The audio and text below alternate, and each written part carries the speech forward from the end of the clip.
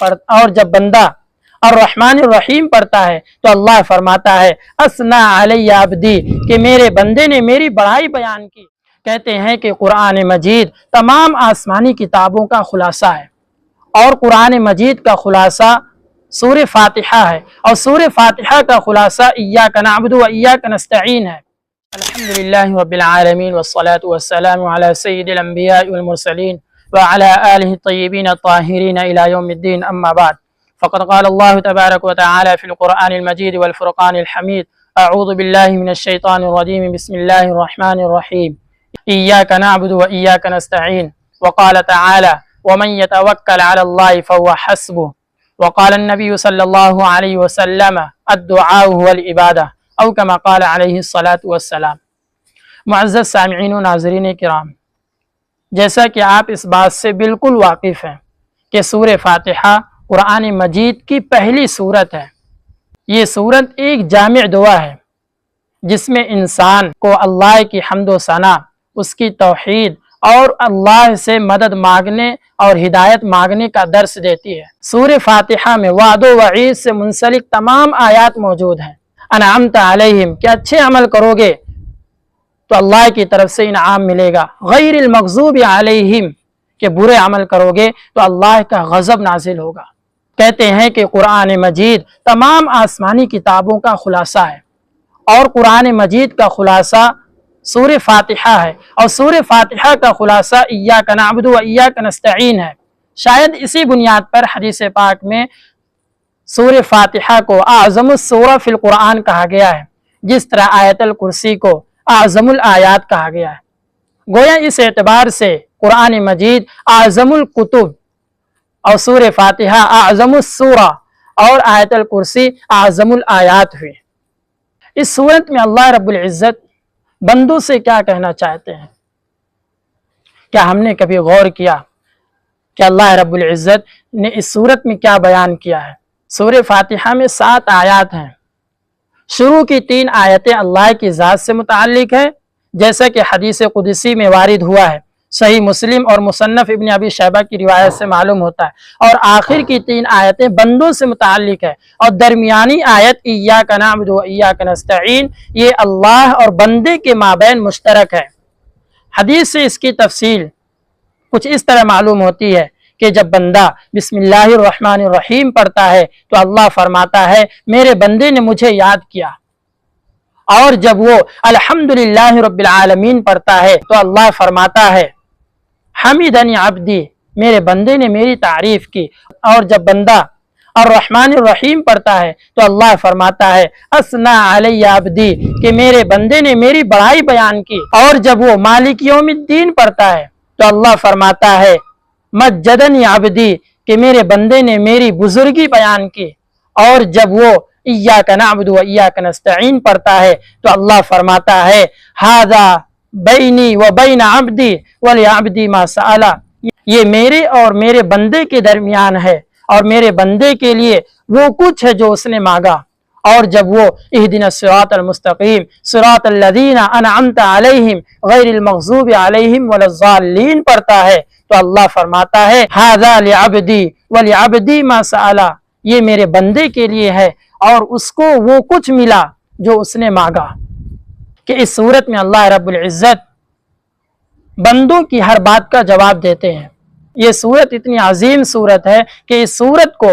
ہر نماز کی ہر رکعت میں پڑھنا واجب قرار دے دیا گیا ہے، الا یہ کہ مقتدی ہو جو امام کی اقتداء کر رہا ہو، تو اس کے بارے میں تو آپ صلی اللہ علیہ وسلم نے فرمایا من کان لہ امام فقراءۃ الامام قراءۃ لہ، کہ جس کا کوئی امام ہو تو امام کی قرات مقتدی کے لیے کافی ہے۔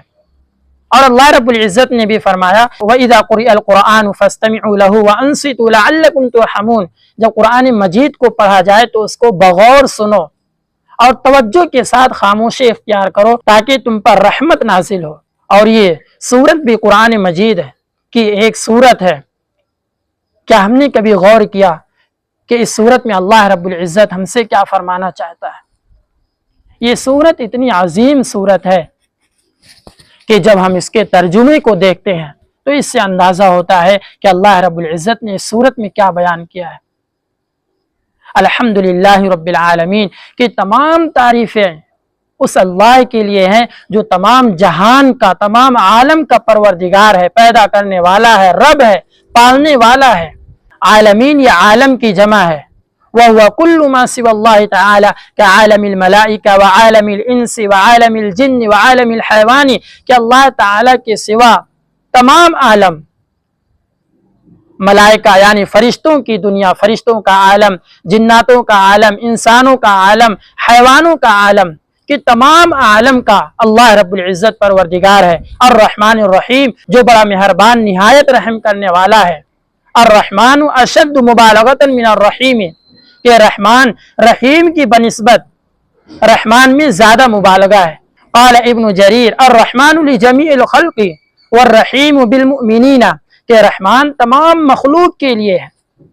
اور رحیم یہ مؤمنین کے ساتھ خاص ہے۔ اسی وجہ سے اللہ رب العزت نے سورہ طٰہٰ میں فرمایا الرحمن علی العرش استویٰ، اور سورہ احزاب آیت نمبر 43 میں فرمایا وَكَانَ بِالْمُؤْمِنِينَ رَحِيمًا، مالک یوم الدین کہ جو یوم جزا کا مالک ہے، یوم الدین وَهُوَ يَوْمُ الْقِيَامَةِ حَيْثُ يُجْزِي اللَّهُ كُلَّ نَفْسٍ مَا كَسَبَتْ کہ وہ قیامت کا دن ہے،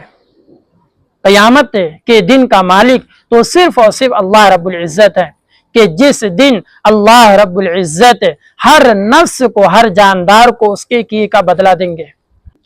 ایاک نعبد و ایاک نستعین کہ ہم تیری ہی عبادت کرتے ہیں اور تجھ ہی سے مدد طلب کرتے ہیں۔ ای لا نعبد الا ایاک کہ ہم عبادت نہیں کرتے مگر تیری ہی۔ لا نتوکل الا علیک کہ ہم تیرے سوا کسی اور پر بھروسہ نہیں کرتے۔ وَهُوَ كَمَالُ الطَّاعَةِ اور یہی کمال طاعت ہے کہ اس آیت میں اللہ رب العزت نے اپنی اطاعت کو بیان کیا ہے، اور اللہ کی اطاعت یہ ہے کہ اللہ کے سوا کسی کو شریک نہ کریں اور اللہ کے علاوہ کسی سے مدد بھی نہ مانگیں، اگر مانگنا ہو تو صرف اللہ سے مانگے۔ اہدنا الصراط المستقیم ہمیں سیدھے راہ کی ہدایت عطا فرما، صراط الذین انعمت علیہم ان لوگوں کا راستہ جن پر اللہ کا انعام ہوا، غیر المغضوب علیہم ولا الضالین نہ کہ ان لوگوں کا راستہ کہ جن پر اللہ کا غضب نازل ہوا اور وہ گمراہ ہوئے۔ صراط المستقیم الطریق المستوى الواضح الذي لا اعوجاج فيه وهم الاسلام کہ سیدھا راستہ، واضح بالکل سیدھا سادہ راستہ کہ جس میں کسی طرح کی کوئی کجی اور ٹیڑھا پن نہ ہو، اور وہ صرف اسلام ہے، کہ اسلام میں کسی طرح کی کوئی کجی نہیں۔ اسی لیے تو اللہ رب العزت نے فرمایا ان الدین عند اللہ الاسلام کہ دین اسلام اللہ کو سب سے زیادہ محبوب ہے، اور اس دین کے علاوہ جو کوئی دوسرے دین کو اختیار کرے گا تو اس کا دین ناقابل قبول سمجھا جائے گا۔ وَمَن يَبْتَغِ غَيْرَ الْإِسْلَامِ دِينًا فَلَن يُقْبَلَ مِنْهُ وَهُوَ فِي الْآخِرَةِ مِنَ الْخَاسِرِينَ یہ اس صورت کی تفسیر اور اس کی توضیح ہے کہ اس صورت میں اللہ رب العزت نے کیا بیان کیا ہے، اور اس صورت میں بہت سارے فائدے ہیں۔ ان میں سے ایک فائدہ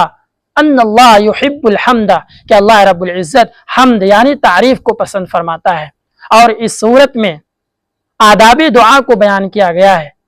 دعا بھی عجیب چیز ہے کہ جب بندہ دعا مانگنے کا ارادہ کرے، ایک ہے دعا پڑھنا اور ایک ہے دعا مانگنا، دعا پڑھنے اور دعا مانگنے میں زمین آسمان کا فرق ہے۔ دعا پڑھنا اس کو کہتے ہیں جو حدیث سے منقول ہو، دعائے معصورہ، سوتے بیٹھتے اٹھتے جاگتے چلتے پھرتے،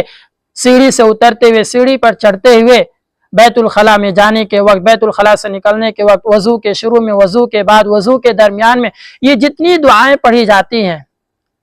اس کو دعا پڑھنا کہتے ہیں۔ اور دعا مانگنا کہ بندہ اپنی زبان میں عاجزی کے ساتھ اللہ کے سامنے ہاتھ اٹھاتا ہے، چہرے کے سامنے لاتا ہے، اور پھر اللہ کی حمد و ثنا بیان کرے، اللہ کی تعریف بیان کرے، اور پھر آپ صلی اللہ علیہ وسلم پر درود شریف بھیجے، اور پھر اپنی ضرورت کا اللہ سے سوال کرے تو اللہ رب العزت اس کی ضرورت کو پورا کرتے ہیں۔ اور اس صورت سے ایک فائدہ یہ بھی ہے کہ اللہ رب العزت نے دعا کی ترغیب دی ہے۔ اس صورت میں ایک فائدہ یہ ہے کہ اللہ کے سوا کسی کی عبادت نہ کی جائے اور اللہ کے سوا کسی سے کچھ نہ مانگا جائے۔ اور ومنها الترغیب فی سلوک سبیل الصالحین والترہیب من سلوک سبیل الغاوین،